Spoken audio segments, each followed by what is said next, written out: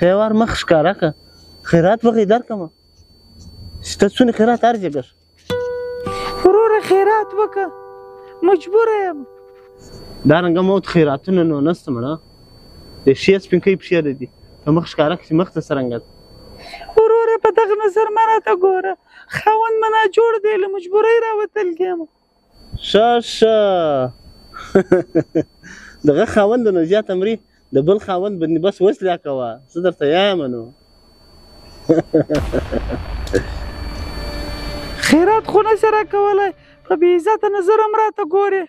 دغه رنګه د خدای خور مور پر بازار باندې مجبوره کړې چې راووځي څه شی بس خدای د خور مور مجبوره کړه چې تا ته د عزت پته ولګېږي زه نو دونې ذلیل یم چې خور مور به بازار له راوځي څرنګه فکر به کوي خدای تر الله غرو دنیا راکړې ده دا ستاسې کار دی دا فکر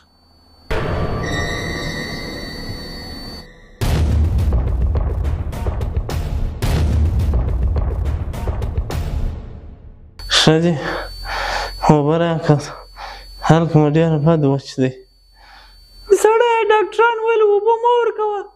اوبه یې نه دي ښې والله ونی له تندې مرم آخري اوبه مې دي بیا خدای خبره زه سترګې در وغړوم دی هلک را لوند کړه دا دې سړی اوبه پرتې دي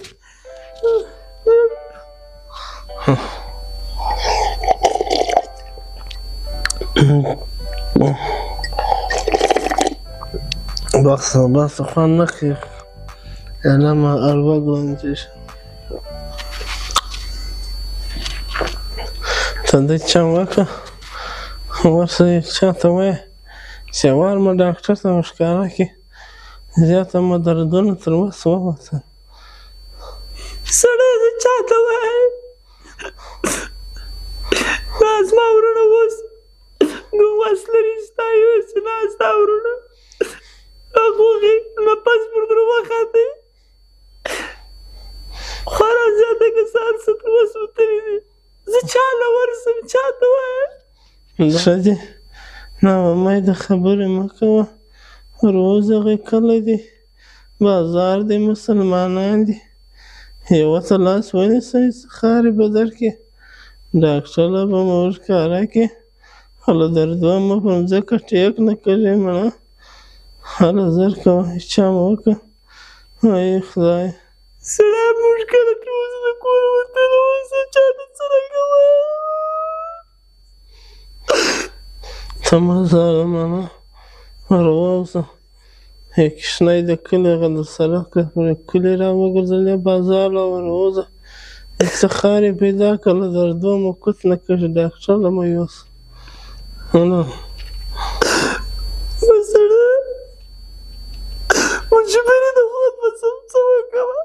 اوس سمه بیدار دا رنګه راته پروت دی ورمل سړی شته ته ورسه اوس تا چاته علاقه سړی ورسه ورسه ته مړه مې اوبه راوړه نه مه ترېږي ډاکټره مې یوسه ښځې له دردو په تکلیف یم هله بیداره سه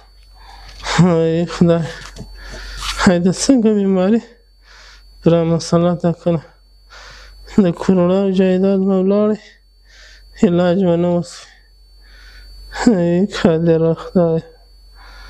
د بل ولاس ته د مجبوره کړو